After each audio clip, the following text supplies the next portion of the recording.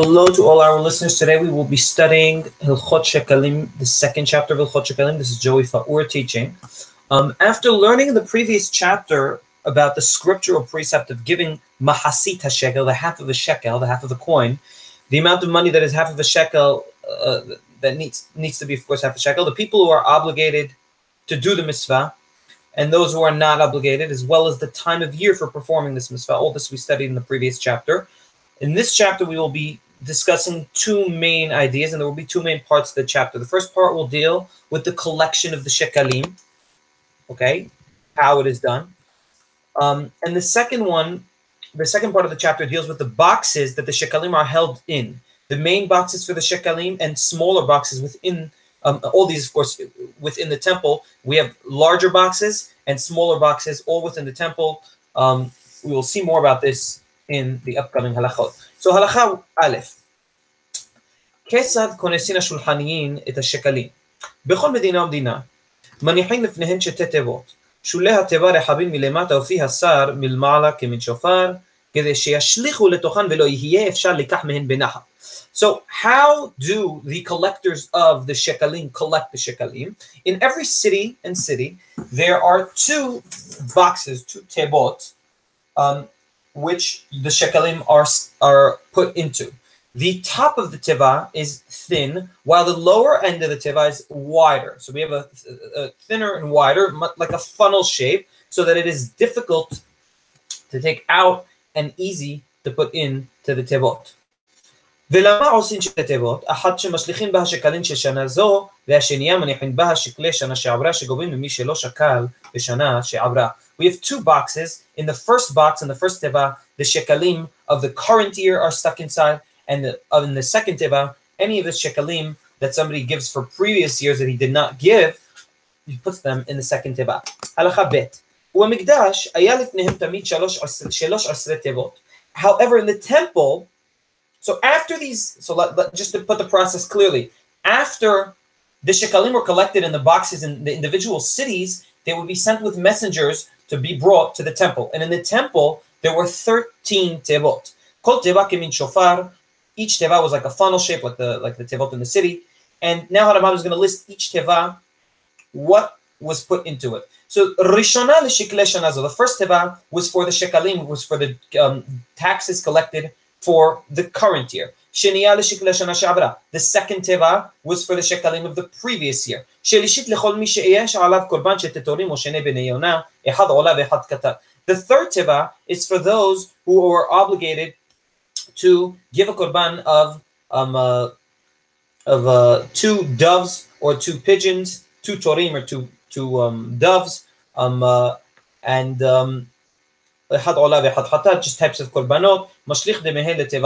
So someone who was obligated to give a korban of doves or pigeons would put one coin for each bird that he or she has to give, and the kohanim, he would put in the teva one coin that he or she has to give, and the kohanim at the end of the day would take out the coins from the box and sacrifice one bird for every coin that was in the box, and that was in the box on behalf of the people who were obligated to give certain korbanot. So we have these sacrifices here. The third box would be for the sacrifice of torim, which are male pigeons, or bnei yonah, which are doves. And Revi'it, the fourth box, had lechol mi sheyesh alav olat ta'of bilvad mashlich dameh al teva zo. Anybody who has to give only a korban olah, okay, of a bird type, would put his coins in the fourth teva in the same manner as described, and the same protocol was, as I described previously, was applicable to this one as well. The fifth box had in it money that somebody would, for anybody that wanted to donate the wood for the burning on the mizbeach. The sixth box held in it the money that people would donate for the frankincense of Bet HaMikdash. The seventh would be anybody that wanted to donate for the gold of the kaporet. The kaporet was a sort of curtain that was inside Kodesh, that was inside the Kodesh, inside the inner sanctuary of the temple. Sheminit lemutar hatat. The eighth would be for anything that was left from the coins that were set aside for korbanot hatat. כגון שהפריש מעוד לחטאתו ולקח For example, somebody who had a certain amount of money that he wanted to donate for korban hatat that he had to give, and he bought the sacrifice for example, the cow that he had to give. So let's say the cow cost 1,000 and he put 1,100 coins on for it. So he has 100 coins left. He would put the leftover coins in the 8th box. Teshi'ait lemotar asham. The 9th would be for the leftover coins of the korban asham, in the same way is described for the 8th. Asirit lemotar kinei zavim vezavot veyoledot. The 10th box would be for the what was left of the korbanot of the zavim and zavot and yoledot, different types of tumot, or a woman that gave birth. They would give kinim. They would give a special korban of birds, doves, pigeons, etc. So if there was any money left for the money that they put aside for it, they would put in the 10th box, like described in 8th and 9th. The 11th would be for the leftover money for the korbanot of Nizirim. The 12th box would be lemotar hasham sorah, for the money left over for the korban of somebody that has sara'at. And the 13th box would be lemishi yitnadev ma'ot le'olat behema, he who wanted to donate money for olat behema, for a type of korban called olah, and that was given for behemot. Specifically, olat behema means cattle, korban olah of cattle. Halacha Gimel. V'shem kol davar shehiyu ma'otav betoch hateva כתוב על התיבה בחוץ, ותנאי בדין הוא על כל המותרות שיקרבו עולת בהמה. And each box had written on it from outside what its specific use was for and what money was to be put inside it. And there was a condition in the bedin, in the court, that any of the leftover tevot, in other words, the last 6 tevot, would go for olat behema, which is a type of korban. A korban olah is a korban that goes all up to the sky, all to Hashem. Everything goes on the mizbeach. It comes out that the 6 last tevot out of the 13 tevot that were in Bet HaMikdash are specifically for olat behema, and their skins are to be given to the kohanim, because out of every korban there would be a donation that would go to the kohanim, a part of the korban that would go to the kohanim that was designated for kohanim, while another part was designated to be on the mizbeach. In olah, the whole korban is designated for the mizbeach aside from the skins. Kishar kol ha'orot, just like any other skins, as we said. V'chol ha'ma'ot shebateva shelishit yilakach bahen ofot hasyan olot v'hasyan hataot v'shebarebi'it kullan olat ha'of. And in the 3rd box, which was designated for korban olat ha'of or hatat ha'of, would be half of the coins in it would go for hatat ha'of, and half of the coins in it would go for olat ha'of, while in the 4th box, all of the money would be designated for olat ha'of. Halacha dalet. B'chol medina u'medina, keshegobin ha'shekalim, mishalechin otan biyad shiluchim lemikdash. In every city and city, when the money is collected for the shekalim, the money is sent after the collection with messengers to the temple in Jerusalem. And it is permitted for the messengers to convert the shekalim, the half shekels, to golden coins, which are more condensed and easier to carry rather than many less expensive coins. So you'd have you would convert it to gold of the same worth, of the same amount of the same amount of money, and they would take it to Bet HaMikdash in the form of gold. Because it was heavier, of course. It was easier to carry less coins of gold than many coins of silver. And everything goes into the temple in a specific place, in a specific room, sanctuary, in the Mikdash specified for the Shekalim. And the doors to the sanctuary would be closed in a key and sealed with a seal. So to see that if anybody were to come in and out, the seal.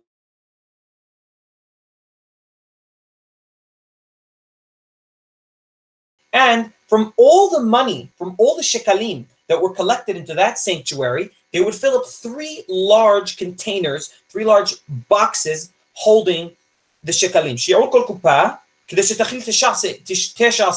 And each box would hold in it the amount of Tish Asa'in, which is a grand amount of the coins. And anything that did not enter, that was more, that did not fit in these 3 giant boxes of Tish Asa'in, they would put it in the Lishka, they would leave it in a room designated for the leftovers. And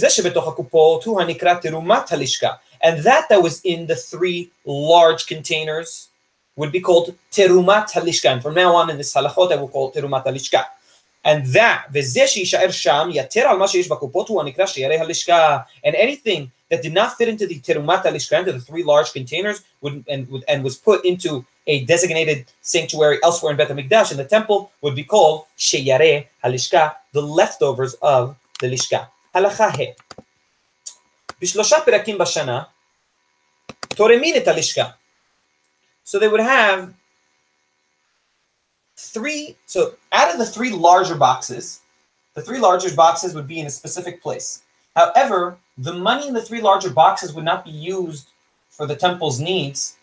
And I must stop here for a second and mention, if it wasn't clear at the beginning, at the first chapter or the second chapter, what the point of Shekalim is. The point of Shekalim is a tax designated by the Torah. In other words, it's which is obligated to every person to give, as described in the previous chapter.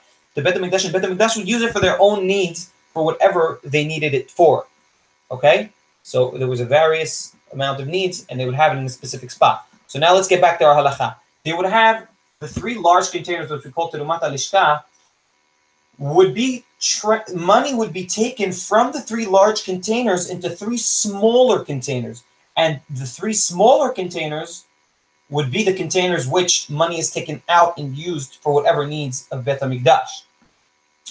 You would not take out directly from the 3 large containers for the usages of Bet HaMikdash, but rather from the 3 smaller containers. And the 3 smaller containers were filled 3 times a year from the 3 large containers. And this is what the following halacha is going to deal with.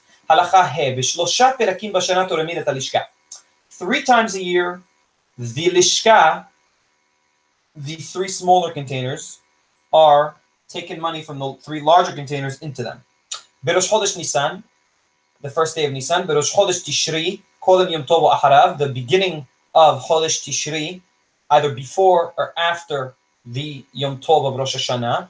Ve'kodem Aseret B'Hamisha Asar Yom, and 15 days before Shavuot, which is called Aseret.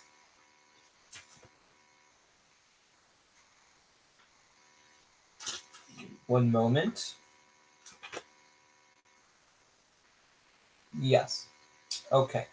So these were the 3 times a year that you would fill up from the 3 larger boxes into the 3 smaller boxes. Okay. Now, let's continue. Now, how is the money, are the coins transferred from the larger containers to the smaller containers? So you would have guards. So you'd have one person enter the inner room in which the 3 large containers were situated. And there would be guards standing outside the room when the person entered the room. And he says to them the following. He asks, should I take out, should I do terumah, should I uplift the coins from the 3 large containers? And they answer, yes, uplift. Now, many times the word terumah is translated as donate, and in many contexts that is the truth. Here, the more correct context, in my opinion, is to pick up, to uplift, because the word terumah is comprised of a 3-letter root, Yod Resh Mem, Yaram, which actually means to uplift. And the guards say, Terom. And after that process, the person who entered the inner sanctuary fills up the 3 smaller containers with coins from the 3 larger containers.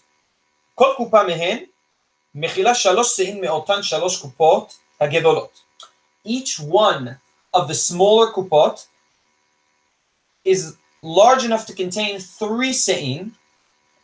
Okay, now we said that the 3 large kupot contain 9 se'im.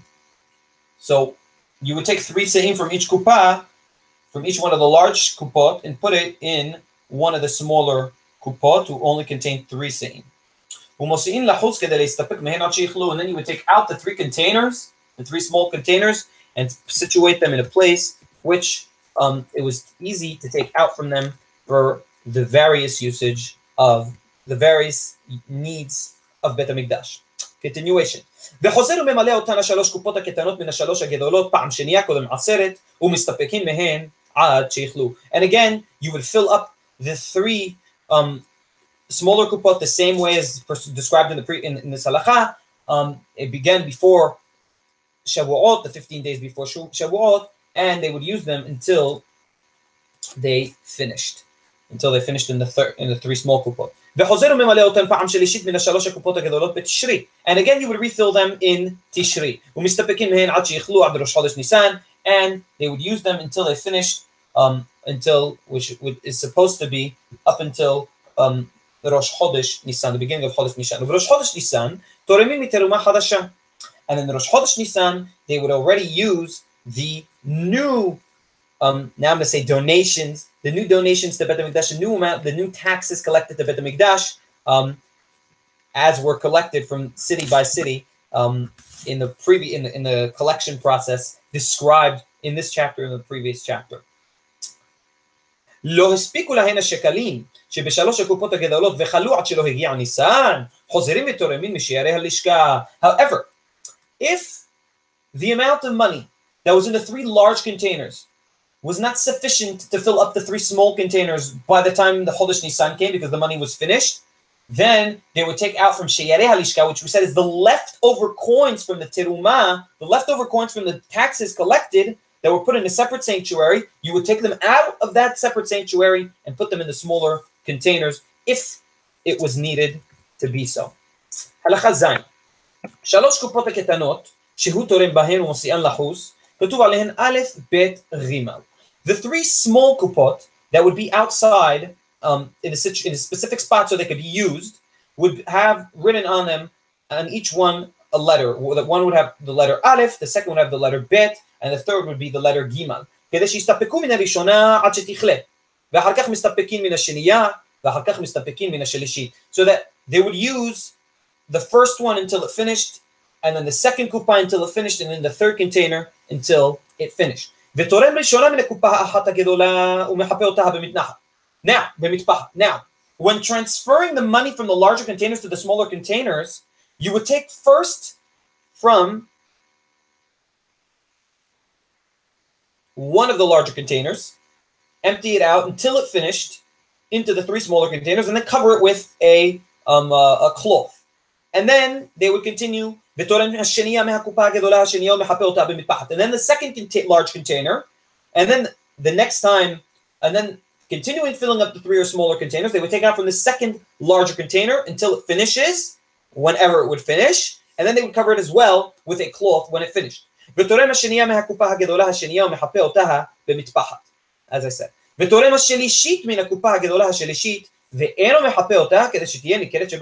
again, when they would reach the need to fill up from the 3rd large container, they would fill up from the 3rd large container. However, when they would finish the 3rd large container, they would not cover it with a cloth to signify that they finished with that container, with the 3rd container, and then they would start over.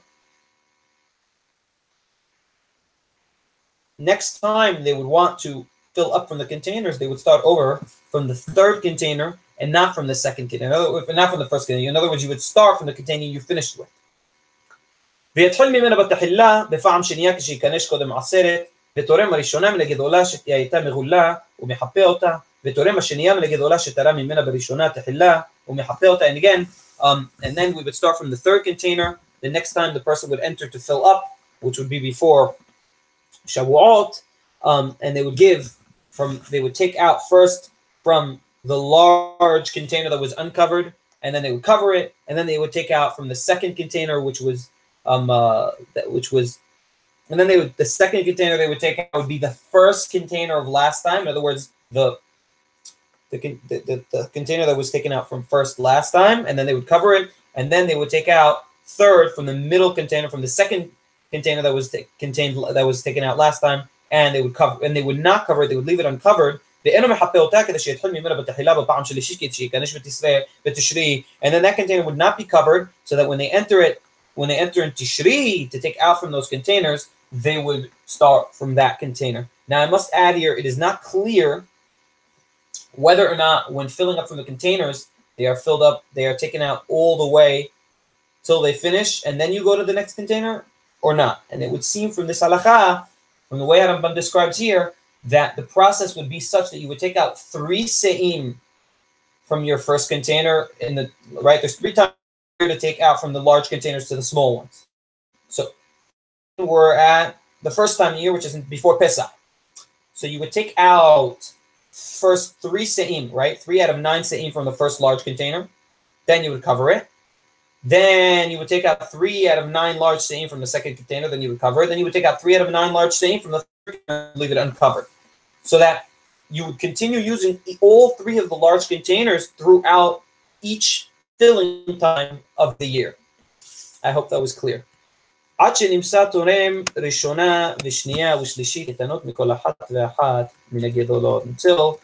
ends up, they take out from all 3 of the large containers, and each one of the small containers receives a small amount from the larger containers. Halakha het. Kishehu torem, I believe this is halakha het. One moment. Yes, halakha het. כשהוא תורם 3 קופות אלו, תורם את הראשונה לשם ארץ ישראל, והשנייה לשם הקרחים המוקפים לה ולשם כל ישראל, והשלישית לשם בבל ולשם מדי ולשם המדינות הרחוקות ולשם שאר כל ישראל. When the individual taking out of the large containers to the small ones, doing terumat kupot, would take out from the kupot, his kavanah, his terumah, when he would take it out, the first one would be in the name of all of Eretz Israel, the land of Israel.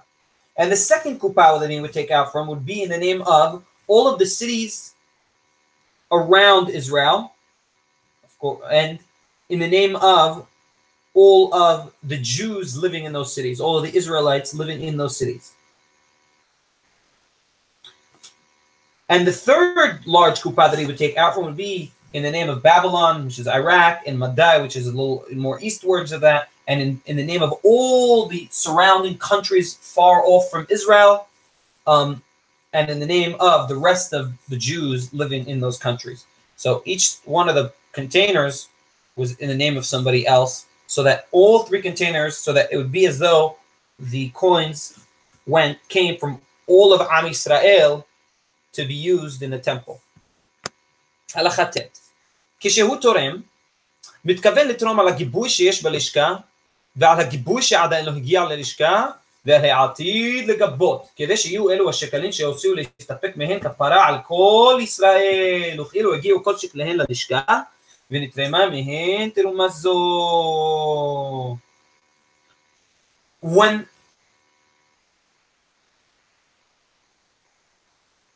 Right. So when the person takes out from these large containers, he takes out to the smaller containers, he takes out, and in his mind, he has kavanah, his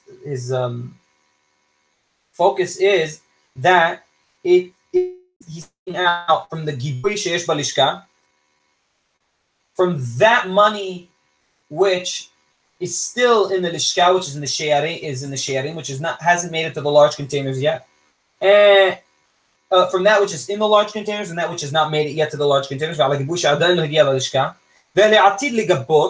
and also for those that haven't given their mahasita shekel yet, so that the shekalim that they give out, it is as though they are in the name of all of Am Yisrael, even those who haven't given, and it'll be like a kapara for all of those, even those that haven't given. And it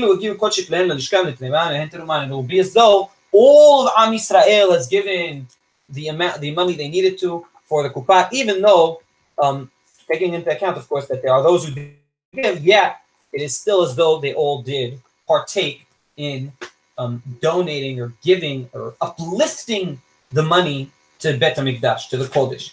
הלכה כשייכנס התורם לתרום, לא ייכנס בבגד שאפשר להחבוט בו כסף, ולא במנעל ולא בסנדל ולא בתפילה, ולא בקמע, שמייחשדו אותו העם.